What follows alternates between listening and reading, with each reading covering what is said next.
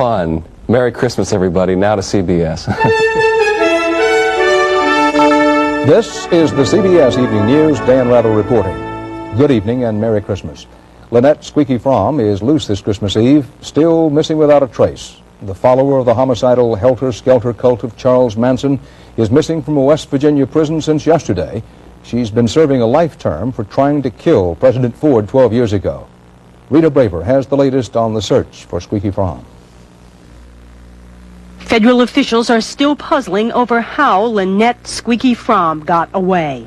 The disciple of mass murderer Charles Manson was serving a life sentence for the attempted assassination of President Gerald Ford in 1975. Hundreds of federal marshals and state police are now searching for her in the rugged mountains near the Women's Federal Penitentiary at Alderson, West Virginia. She was last seen wearing a green fatigue type jacket. It's a military type jacket that we issue here, along with green pants and I believe a red checked scarf. Fromm was considered one of Manson's chief lieutenants. Years ago, she carved an X into her forehead in his honor. Even after she was convicted of attempting to kill Gerald Ford, she remained loyal to Manson. My concern is not your presidents. My concern is Manson, air, water, and earth. At first, Fromm was jailed in this maximum security unit at Alderson, but after extended good behavior, she was moved into the general population, kept under medium security, and even allowed monitored correspondence with Manson. Nothing that she has done in the last 12 years since she's been a prisoner in the federal prison system would indicate to us that she would be a threat to anyone at this point in her life.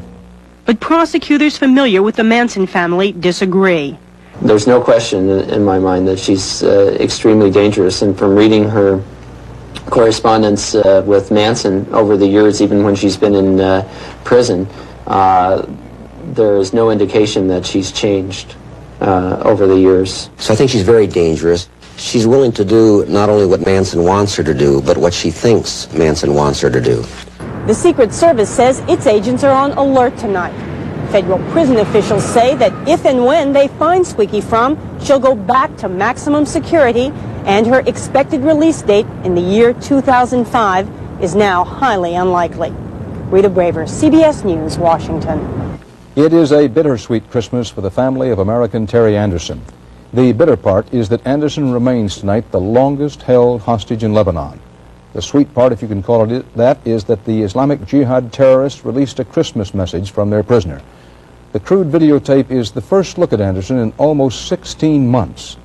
Bruce Morton has our report. 40-year-old Terry Anderson, spending his third Christmas in captivity, sent greetings home. I love you and I miss you very much. I'm sorry that we have to be apart again this Christmas. I'm in good health, but tired and very lonely. Anderson's sister, Peggy Say, watched the videotape. Christmas is very important to all of us, but it does become a time where you're just trying to get through it and with the best grace possible. But like I said, this has certainly brightened up our day. The families of the 8 Americans held hostage in Lebanon wrote a Beirut newspaper to let the hostages know they weren't forgotten and pray that they might be released. And in Britain, prayers for Terry Waite, once a negotiator hoping to free other hostages, now for almost a year a hostage himself. I am praying that Christmas may be special this year. Certainly it should be special in reinforcing the amount of prayer for him, for his family, and for others. Anderson, who was the Associated Press bureau chief in Beirut, also had some words for his government. Mr. President, I say again, this cannot continue. There is a limit to how long we can last, but some of us are approaching that limit very rapidly. The State Department noted the timing of the release of the Anderson tape. We find it cynical that the captors have chosen to release this videotape on Christmas Eve, a time when families traditionally gather together. But Anderson says the United States must take some of the blame for the situation in the Middle East. We continue to support Israel despite its campaign of repression on the West Bank, the Gaza Strip, and in South Lebanon. There have been rumors the French government paid ransom for the recent release of 2 French hostages. Despite the Iran-Contra affair, the United States insists it won't do that. The problem is whether or not you're willing to take actions which in effect reward hostage taking, and that we don't do, and we don't think other governments should either. When the holidays and New Year's parties are over and you go back to work, remember, we are still here in our prisons. And we will remain here until you find a solution. There is no hint in today's developments that a solution is anywhere in sight. Dan? Bruce, when you looked at the complete videotape of Terry Anderson, did he appear to be under duress? Well, we asked somebody who might know better than I, former hostage David Jacobson. He said that Anderson always used to be the most argumentative of the hostages, that there was no sign of that fire today. And Jacobson thinks the statement was written probably by one of Anderson's Arab captors who was educated in this country. It's written, as you heard, in quite good English. Thank you, Bruce. Christmas Eve in the Persian Gulf kept U.S. forces on alert and more involved than ever in trying to protect foreign shipping from Iranian attackers. Alan Pizzi is covering the escalating danger in the Gulf. The Gulf War entered a new phase today when the Liberian tanker Eastern Power was passing Iran's Abu Musa Island. Iranian gunboats sped out to attack. The British frigate Scylla headed to the rescue and sent a helicopter to check. A helicopter from the U.S. Navy frigate Elrod drew Iranian gunfire. I can confirm that our embarked helicopter was fired upon and received no damage. The Elrod then placed itself between the tanker lane and Abu Musa Island, and the Iranian speedboats fired on a press helicopter. In an unprecedented move, the British warship protected the Liberian tanker by putting it into formation between two ships flying British flags and headed out of the Gulf. It was the first time U.S. and British forces have intervened directly to try and shield a vessel with a foreign flag, and marks a new escalation of Western involvement in the tanker war. When the Norwegian tanker Berge Big was hit last night by Iranians, the U.S. Navy was also on hand. This is U.S. warship. Could you please tell me the nature of the problem and what assistance you desire? Over. The Berge Big took 41 machine gun hits, and shipping sources said the simple attack will put the tanker out of commission for a long and expensive repair job. For the U.S. Gulf Fleet in less troubled parts of the Gulf, the spirit of Christmas prevailed. Unfortunately, Christmas wishes and goodwill don't seem to last long in this part of the world. Alan Pizzi, CBS News in the Gulf.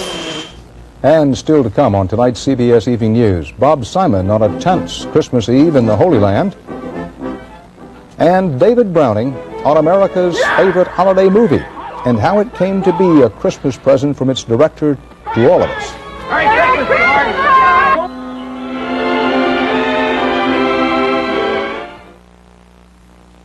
The sun, so bright, so dependable, so perfectly designed. Ever wonder what's behind it? The workhorse from Rayovac. A flashlight 100% brighter than ordinary flashlights and built to perform so reliably, it's practically as dependable as a sunrise. The workhorse from Rayovac. We give you the power.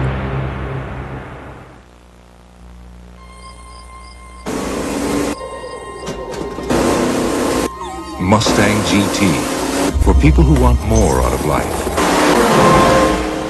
than a little peace and quiet. All this great food. It's for the party. And a fresh box of Arm & Hammer baking soda keeps everything fresh. Another box in the freezer? Keeps ice cream from tasting funny. And the calendar reminds us to change every 3 months. Isn't it time for a fresh box? Mom's magic meatloaf is weighing on you like a ton of bricks. Send the bubbles of Alka-Seltzer to the rescue.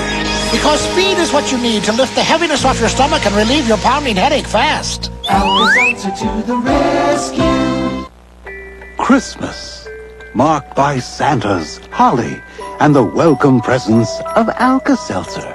Fast relief of heartburn with headache, accompanied by jingling bellies.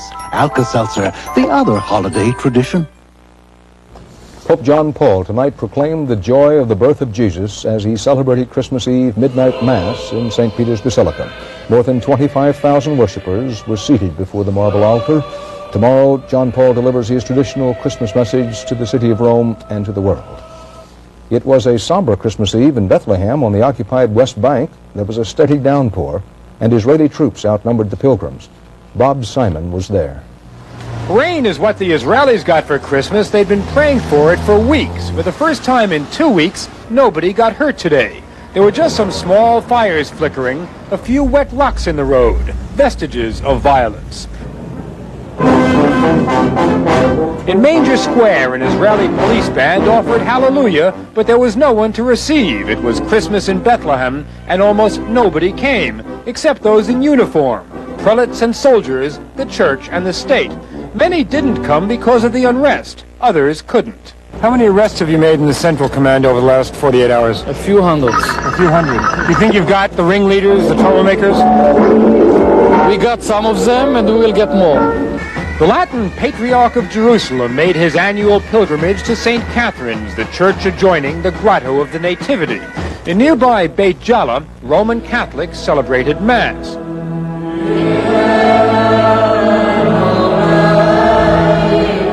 Beit Jala might be the most moderate town in the territories. There was no trouble here this month.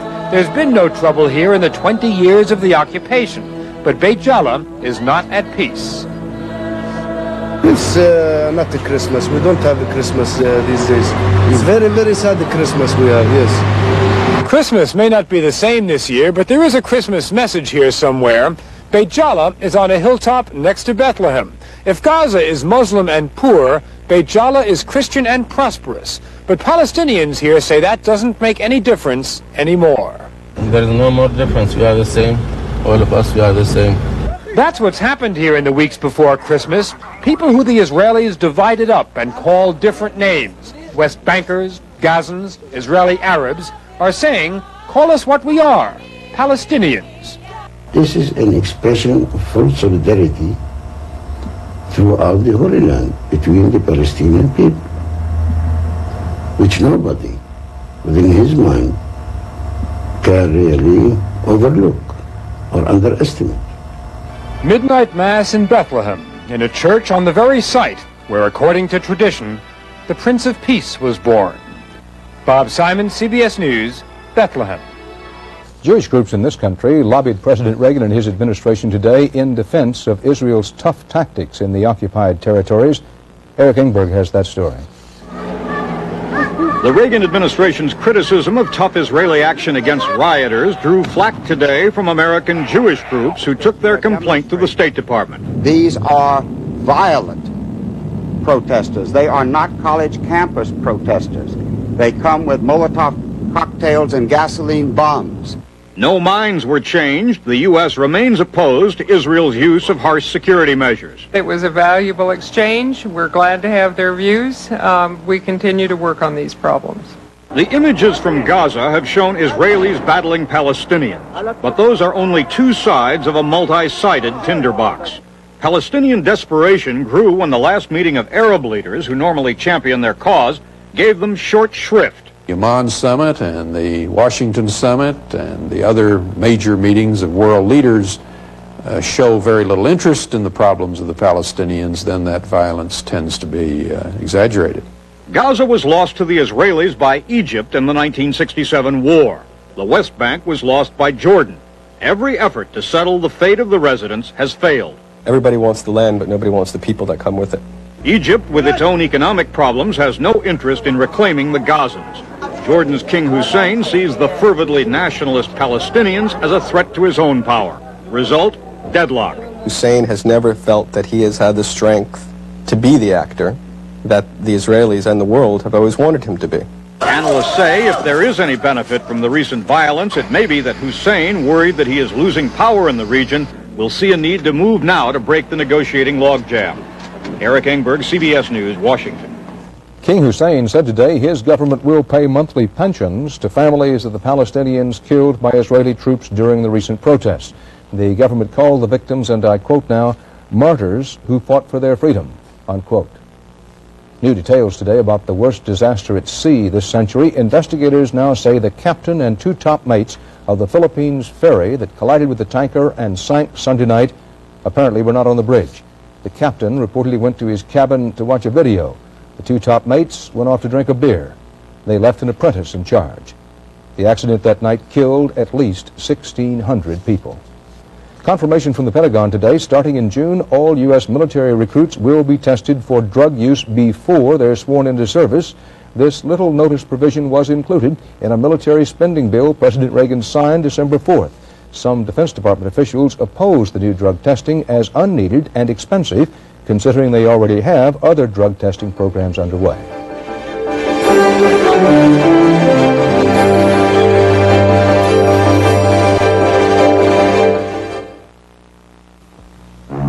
The art of investment and financial security requires painstaking preparation.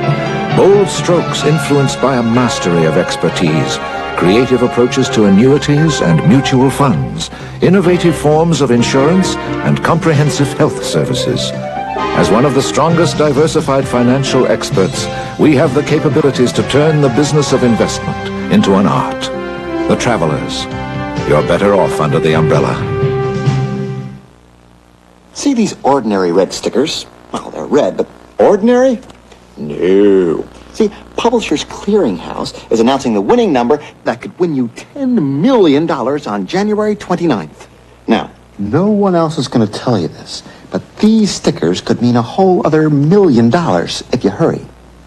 You'll only find your sticker inside the Publishers Clearinghouse envelope. So, look for the house, find your sticker, and if you win, remember, you heard it here. There are over 500,000 doctors in America, and they catch colds just like you. So, which cold medicine would doctors take for their own achy colds, with congestion and sneezing? In a nationwide survey for their own achy colds, more doctors said they take the formula Indristan.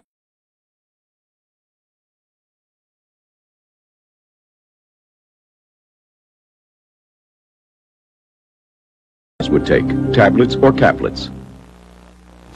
If you're dreaming of a white Christmas, the place to be tonight is anywhere from the southern Rockies to the Great Lakes. It stopped snowing in the Denver area by this afternoon, but not before a storm, which stranded 1,000 people at the airport last night, carved out a playground for horses and small children. Now here's a seasonal statistic that may not surprise you. The latest figures indicate that Irving Berlin's White Christmas is the all-time best-selling record.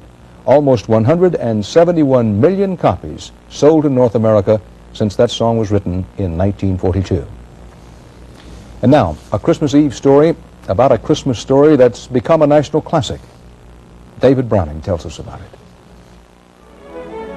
Yay! Hello, Bedford Falls! Around the country this time of year, you can't miss it on television. Merry Christmas! Merry Christmas!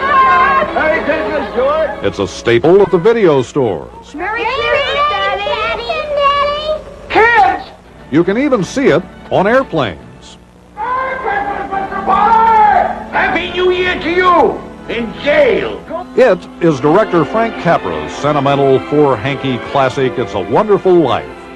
It has become America's favorite Christmas story. Welcome home, Mr. Bailey. We receive hundreds of letters about this film constantly, and this film was made over 40 years ago, and we're getting fan mail here. I couldn't face being cooped up for the rest of my life in a shabby little office. Breathes there a soul who doesn't know the story of George Bailey, whose dreams of travel and adventure slip away as duty and family keep him home in Bedford Falls, who thinks of suicide on Christmas Eve, but comes to understand how much his life has meant to others. You really had a wonderful life. Don't you see what a mistake it would be to throw it away? Frank Capra had these sense of values. They were family, they were community, and he was able to get these values up on the screen without preaching. Of the major players, only Jimmy Stewart survives. The others, Donna Reed, Lionel Barrymore, Thomas Mitchell, all gone. But true fans know all their speeches by heart. Frank Capra's son, Tom. I was coming back from Hawaii last week and saw it on the plane. I mean, I was sitting there with my earphones on going, you know, you're a warped, frustrated old man, Mr. Potter. To you, a warped, frustrated old man? Over the years, critics have called the movie icky, goopy, hard on sleeve. I'll take chocolate. But it has touched many. Former National Security Advisor Robert McFarland says George Bailey's story helped him recover after a suicide attempt. Director Steven Spielberg says It's a Wonderful Life should be required viewing for anybody making movies. And all along, with typical modesty, Frank Capra has insisted it's perhaps the best movie anybody ever made. He's 90 now, in frail health. This interview from a few years back. Under the whole thing is written that the wonderful thing that life is, and how precious each we are to each other and should be to each other. And in a case of life imitating the movies, Frank Capra found himself in a scrape worthy of George Bailey. Capra lost his ownership of the film by letting the copyright lapse. Well, it was a mistake. He was upset with his lawyer, who kept writing him letters saying the copyright's going to lapse, Frank, and he was throwing the letters away because he was mad at his lawyer at the time. It's a classic Hollywood story, I would say. But it also produced a classic Hollywood ending, because it means that the original black and white film is now in the public domain, meaning, in a legal sense, that all America owns it. A Christmas gift, 41 years old.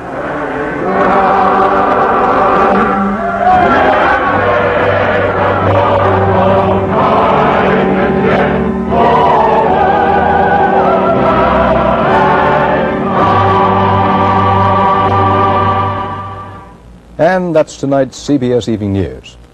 And now, if I may, a personal word. I'd like to wish each of you a happy and joyous holiday. In a moment, we'll be back with the CBS Evening News Christmas tradition. It's our annual Christmas card. It features the people who work behind the scenes to put this broadcast together every night. Dan Rather, Merry Christmas, everybody.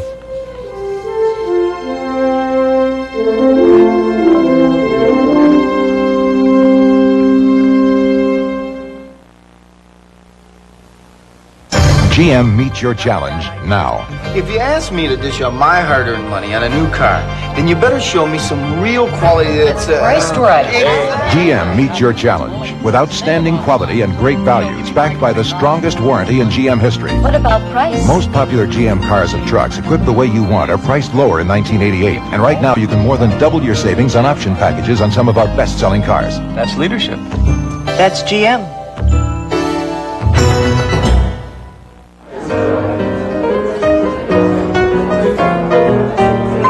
That's him, isn't it? You bet it is. He's good. I just love the way he parties. Do you know why Spuds McKenzie has so much fun at parties? Because he's always in control. And he knows how to make a party last. It takes good sense to have a good time. And Spuds knows it's cool to live by one simple rule. Know when to say when. A reminder from Anheuser-Busch. Listen to your mouth. That's the crunchy texture of a Triscuit. Now that's the delicious whole wheat taste of a Triscuit. Ooh. And that's the unique look of a Triscuit. They're made to take on any topping or no topping at all. Just listen to your mouth. Ah. That's the sound of a happy mouth. Triscuit. Listen to your mouth.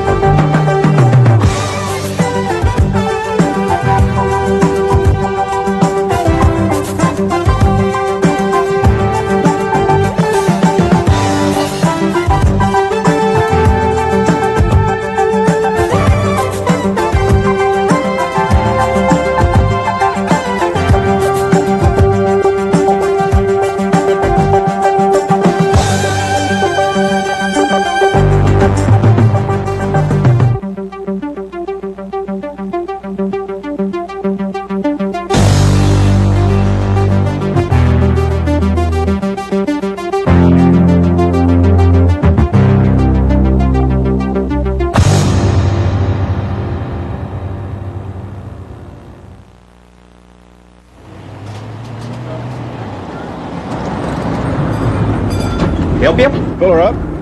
I know you. You on TV? Sometimes. Sure. You won millions of dollars from that, No, American Family Publishers. Oh, yeah, the one with Ed McMahon. That's right. I personally awarded David $10 million. Watch for the sweepstakes with my picture. You may be next. $10 million, all yours. Enter before January 29th. It's hot. It's cool. Ford Ranger is kicking up excitement with good looks, lots of power, great value. Having fun, looking good. Ford Ranger, built fun time.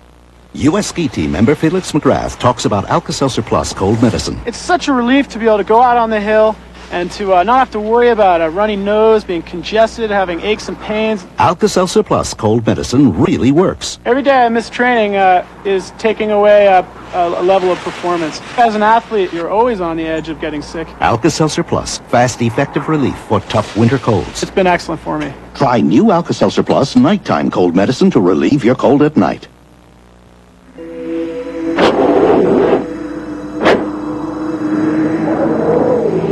You may not have thought of buying a Sears Die Hard battery until you've had a little time alone to think about it.